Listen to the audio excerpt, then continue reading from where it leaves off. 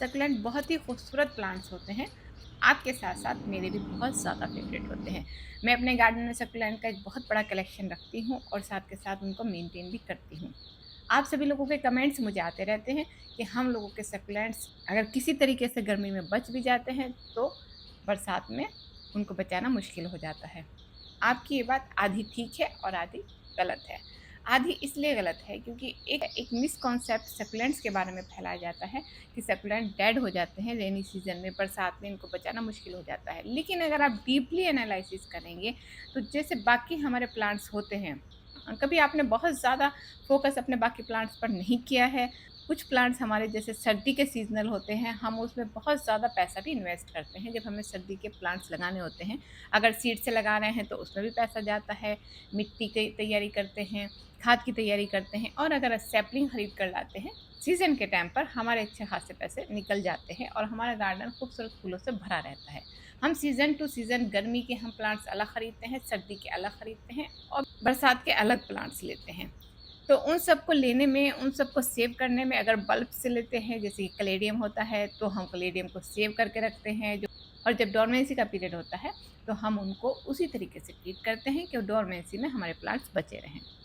बहुत कुछ हम बाकी प्लांट्स पर करते हैं, लेकिन जब सक्लेंट्स का नंबर आता है, तो हम लोग सिर्फ़ ये चाहते हैं कि सक्लेंट्स हम लेकर आएँ और वो हमारे गार्डन से कभी भी ना जाएँ।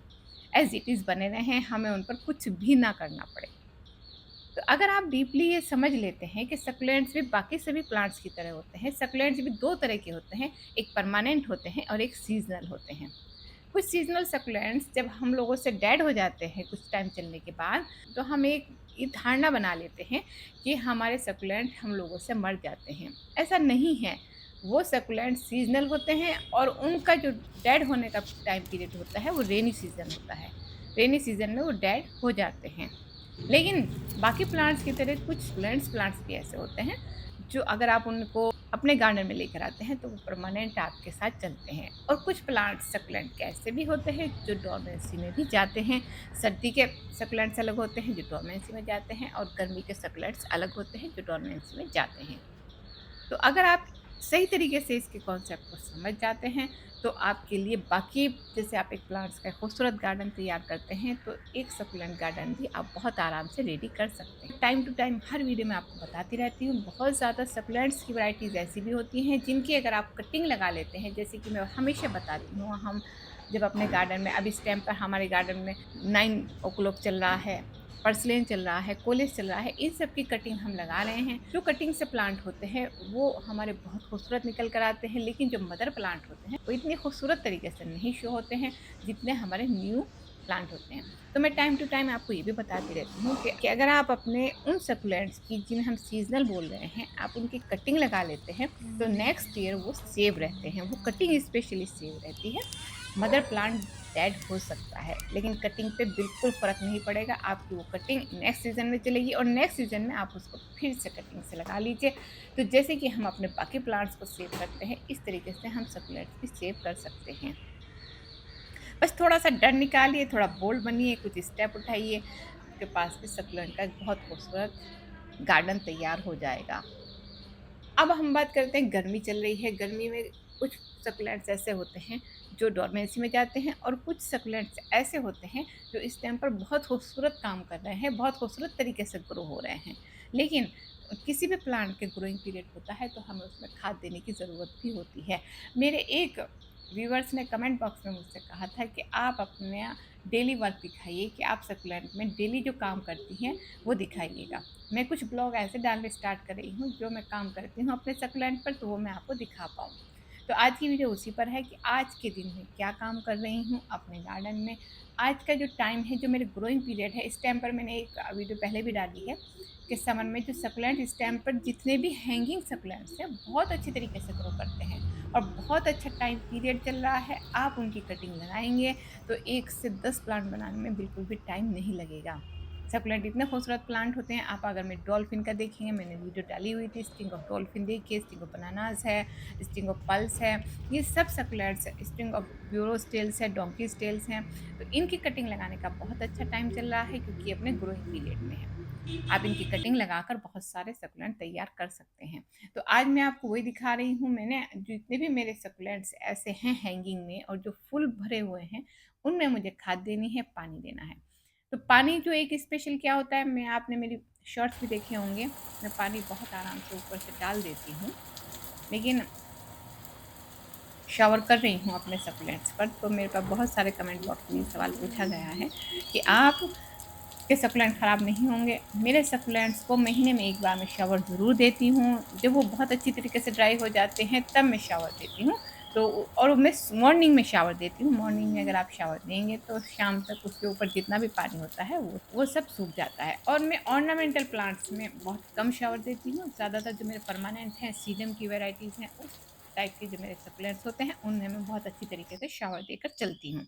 आज मैं आपको अपनी सब हैंगिंग्स भी दिखाऊंगी और मैं दिखाऊंगी कि मैं क्या तैयारी कर रही हूँ अपने प्लांट्स में खाद देने के लिए। आप सबसे पहले मेरी हैंगिंग देखी, सब फुल हुई हुई हैं और इसमें खाद मैं कैसे दूंगी या आप कैसे देंगे, ये बहुत बड़ा क्वेश्चन हो जाता है। ये इसमें हम खुदाई भी नहीं कर सकते हैं और खाद भी नहीं दे पाते हैं। तो इन सब हैंगिंग्स में खुदाई करने का भी एक स्पेशल तरीका है और खाद देने का भी एक स्पेशल तरीका है, जो आज मैं कर रही हूँ और आपके साथ शेयर भी कर रही हूँ। तो आप भी इससे कुछ फ़ायदा उठा सकते हैं। अगर आप इस तरीके से अपने सकुलेंट्स में अपनी हैंगिंग को पानी देते हैं या खाद देते हैं, तो आपकी हैंगिंग बहुत ज़्यादा भरकर सामने आने वाली है। सकुलेंट्स में न्यू न्यू ब्रांचेस भी निकलेंगी, न्यू न्यू लीव्स भी आएंगी और लीव्स भी बहुत भरी हुई और खूबसूरत आएंगी, क्योंकि ये वो मेथड है जिससे कि हमारा पानी भी और हमारी खाद भी सभी तरीके से इसकी जड़ों में बहुत अच्छी तरीके से जाएगा। आपके पास एक दो प्लांट है तो करने में कोई प्रॉब्लम नहीं है, मेरे पास बहुत ज़्यादा प्लांट हैं। आज का पूरा दिन मेरा सिर्फ इसी काम में जाएगा। हालांकि मेरे गार्डन का बहुत सारा काम मेरे पास पड़ा हुआ है। अभी बाहर मैंने पर्सलेन और कोलियस की कटिंग लगा दी है, वहाँ से मैंने अभी पिटोनिया हटाया है, डैंथस हटाया है, तो वहाँ पर मेरे उनकी कटिंग लग चुकी है। और साथ ही मैं कुछ सब्जियों के प्लांट्स लेकर आई थी। आप देख सकते हैं कि मुझे टाइम मिला ही नहीं कि मैं इनको रिपोर्ट कर दूं। आज मुझे रिपोर्ट करना था, लेकिन आज का दिन और कल का दिन, क्योंकि जो काम मैं कर रही हूँ वो 2 दिन कंटिन्यूटी पर करना पड़ता है, तभी वो मेरा काम होगा। तो आज और कल का दिन मेरे सकुलेंट्स पर जाने वाला है। आप ये मेरे देखिएगा, सब्जी के जितने प्लांट्स हैं ये सब यहाँ पर ऐसे ही एज इट इज़ रखे हुए हैं और इस पर यहीं पर सब्जी आनी शुरू हो गई। आप देखें इतना बड़ा शिमला मिर्च और टमाटर आने स्टार्ट यहीं पर हो गए हैं। तो मुझे इन्हें जल्दी से जल्दी रिपोर्ट करना है ताकि ये अच्छी तरीके से ग्रो हो सकें। तो मैं करने वाली अकेली हूँ और मेरा गार्डन इतना ज़्यादा है, ऊपर नीचे बाहर, तो काम इतना ज़्यादा हो जाता है कि पेंडिंग होना ही होना होता है। इसीलिए मेरी वीडियोस में भी काफ़ी गैप हो जाता है। अब मैं ट्राई करूँगी कि मैं डेली ब्लॉग बना सकूँ और डेली जो काम कर रही हूँ वो आप तक मैं बता सकूँ। तो आप मेरी सारी हैंगिंग देखिएगा, सब भरी हुई हैं। यहाँ पर कहीं भी ऐसा स्पेस नहीं है जिसमें मैं आपको बता सकूँ कि मैं इसमें खाद कैसे दूँगी, पानी कैसे दूँगी। आज का जो वर्क है वो खाद देने से पहले की तैयारी है। तो आप मेरा हाथ देख रहे हैं, मैं जब कभी भी अपने सकुलेंट गार्डन में जाती हूँ तो ये स्टिक हमेशा मेरे हाथ में रहती है, क्योंकि सकुलेंट्स मेरा हैंगिंग, स्पेशली मेरी ब्यूरोस्टेल, आप देखिए मेरे सारे गार्डन में ब्यूरोस्टेल और डोंकी स्टेल लगी हुई हैं। बहुत ज़्यादा मेरे पास हैंगिंग्स हो रही हैं। तो ये ब्यूरोज और डंकी स्टेल्स की ख़ास बात होती है कि ये हल्की सी हवा चलती है या किसी ने टच कर दिया है, कोई चिड़िया आकर बैठ गई है, तो ये बहुत सॉफ्ट होते हैं और ये टूटकर गिर जाती हैं। अब देखिएगा यहाँ पर जितने भी मेरे ब्यूरोस्टेल गिरते हैं तो मैं उनको अलग पॉट में, लीव्स गिरते हैं तो भी इस तरह से मैंने ब्लैक पॉट रखे हुए हैं, मैं लाकर यहाँ पर लगाती रहती हूँ। मैं 2 महीने के बाद ये मेरे पॉट पूरे तरीके से भर जाएँगे। रिच मिट्टी इसके अंदर है, सभी खाद और फंगिसाइड सब मैंने इसमें डाला हुआ है। तो मैं सिर्फ़ इसमें कटिंग बोती हूँ और उसके बाद जब मैं अपने सभी सकुलेंट्स में खाद देती हूँ तो इनमें भी खाद देती हूँ। तो ये मेरे रेडी हो जाएँगे और जब रेडी हो जाएँगे तो मैं इनको रिपोर्ट नहीं करती हूँ। मैंने आपको एक वीडियो डाली हुई है, डोंकी टेल के ऊपर एक वीडियो डाली हुई है कि मैं कैसे उनको अरेंज करती हूँ, तो वो वीडियो आप चेक कर सकते हैं। मैं इसको एज़ इट इज़ ही बड़े पॉट में रखकर अरेंज कर देती हूँ। तो आप ये देखिएगा, ये मेरा स्टैंड है, यहाँ पर मेरे जितने भी सकुलेंट्स हैं, कुछ एक्सपेरिमेंट हो रहे हैं या कोई प्रॉब्लम चल रही है, तो यहाँ पर मैं उसको लाती हूँ, चेक करती हूँ, उसको हेल्दी बनाने के बाद ही वापस मैं उसको हैंग करती हूँ। जैसे एक क्वेश्चन ये भी पूछा गया था कि मेरे जो लीव्स हैं उसमें छोटे-छोटे बेबीज़ और जड़ आनी स्टार्ट हो गई हैं। लेकिन अगर आप, इसका एक तरीका ये होता है, अगर आप इन लीव्स में बिल्कुल भी आप वो ना तो शॉवर करेंगे गर्मी में और ना ही आप इसमें भरकर पानी देंगे। आप ट्राई कीजिए कि जो बेबीज़ हैं और जो जड़ हैं, ड्रॉप से आप उनके ऊपर पानी दीजिए। तो उससे सिर्फ़ उसके बेबीज़ को पानी मिलता है और जो लीव्स आपकी शिकायत होती है कि लीव्स गल रही हैं, तो वो शिकायत भी आपकी दूर हो जाएगी। स्पेशली विंटर में कोई दिक्कत नहीं होती है, गर्मी में आपको इतना ध्यान रखना पड़ता है कि लीव्स पर पानी नहीं जाना चाहिए। आप उसके सिर्फ़ बेबी पे पानी ड्रॉप से डालिए। तो इस तरीके से आपके गार्डन में एक प्लांट से बहुत ज़्यादा प्लांट रेडी हो जाते हैं।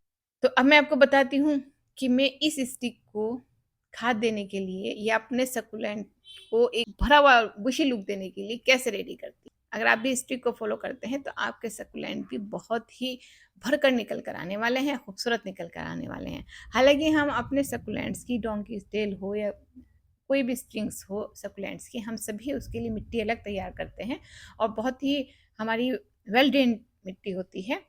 और एक मेरे व्यूअर्स ने कहा था, आप सिर्फ वेल ड्रेन मिट्टी बताती हैं, आप उसका हमें नहीं बताती हैं मेज़र कि कितना है। तो उसके लिए मैं इसलिए नहीं बताती हूँ, वीडियो पहले ही इतनी लंबी हो जाती है, बताने के लिए मेरे पास इतना कुछ होता है। कम से कम वीडियो में ट्राई करती हूँ कि कम से कम मैं बता पाऊँ, तो उसके लिए मैंने अलग एक वीडियो बनाई हुई है स्पेशली सकुलेंट की मिट्टी के लिए, आप जाकर उसे चेक कर सकते हैं। तो यहाँ पर मैं आपको सिर्फ वो दिखाऊंगी जो मैं वर्क कर रही हूँ। ये मैंने स्टिक ली है। इस स्टिक का यूज़ साथ के साथ सकुलेंट लगाने में तो होता ही होता है। जहाँ पर भी कोई सकुलेंट गिरा मैं फ़ौरन इस स्टिक से लगा देती हूँ।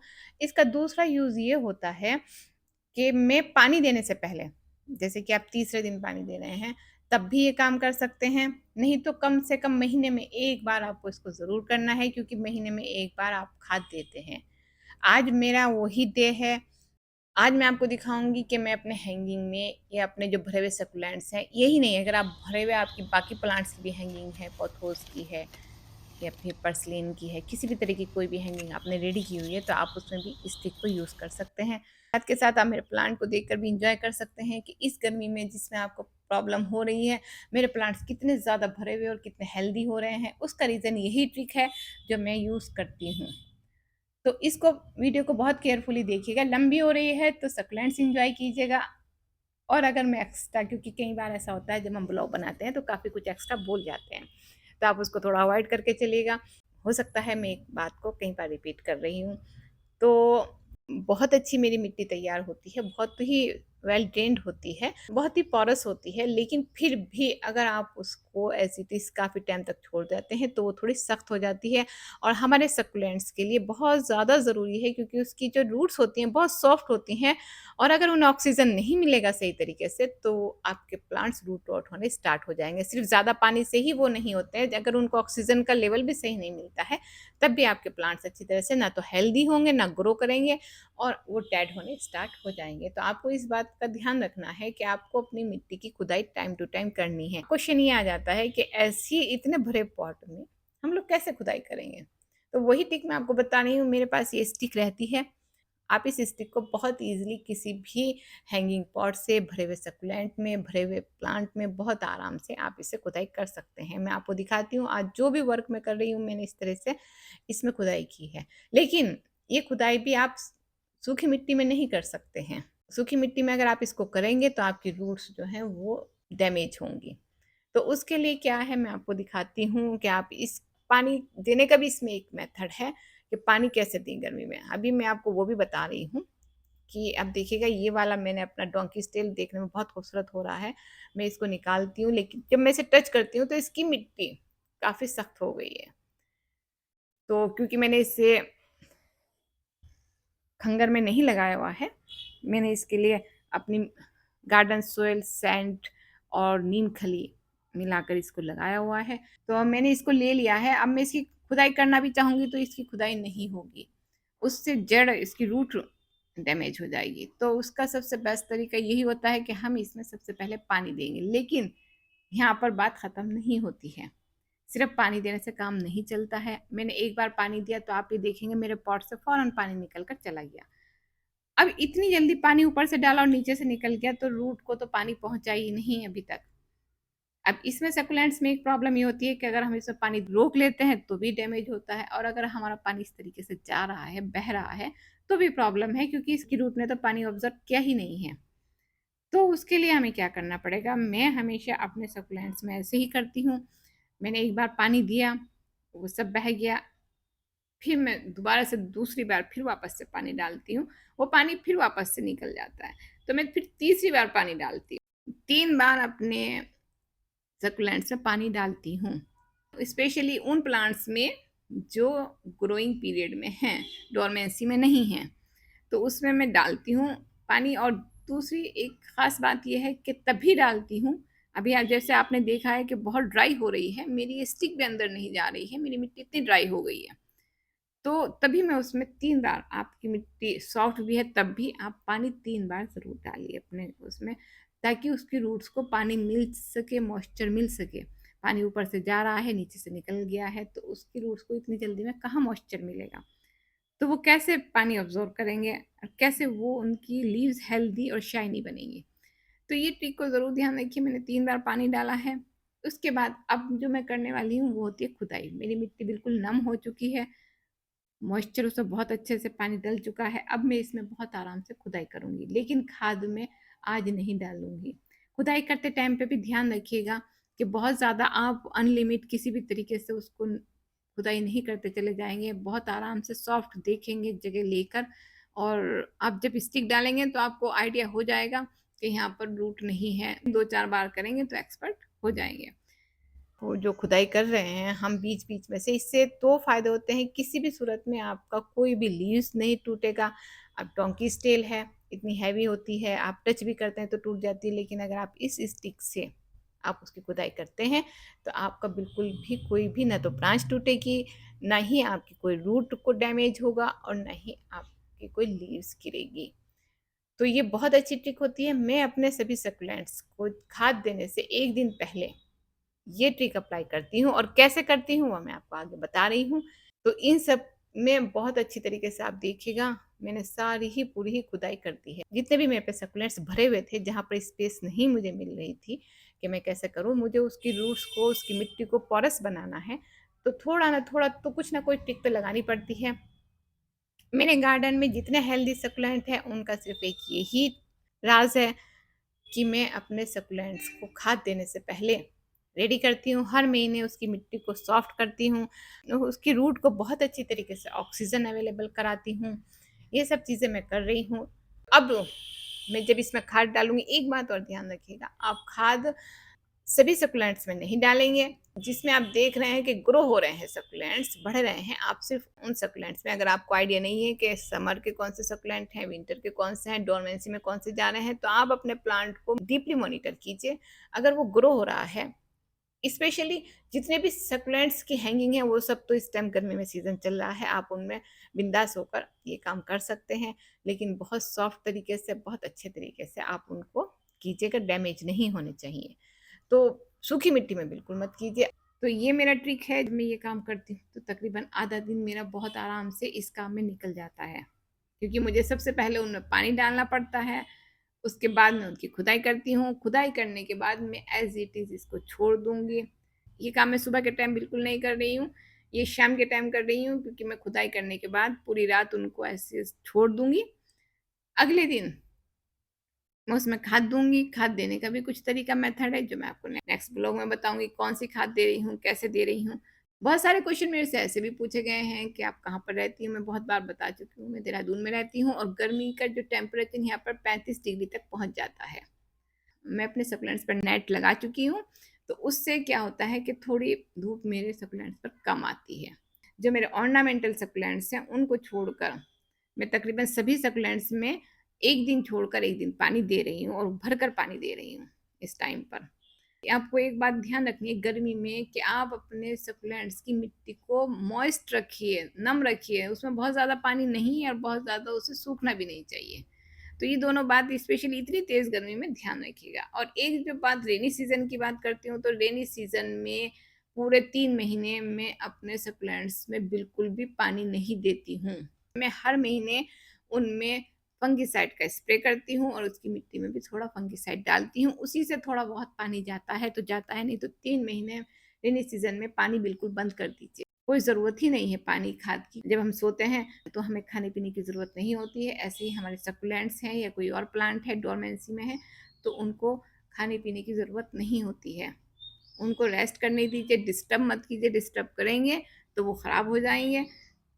उनको छोड़ देंगे तो वो सीज़न जैसे ही 3 बारिश का सीज़न ख़त्म होगा, वो ऑटोमेटिक वापस से ग्रो करना स्टार्ट कर देंगे।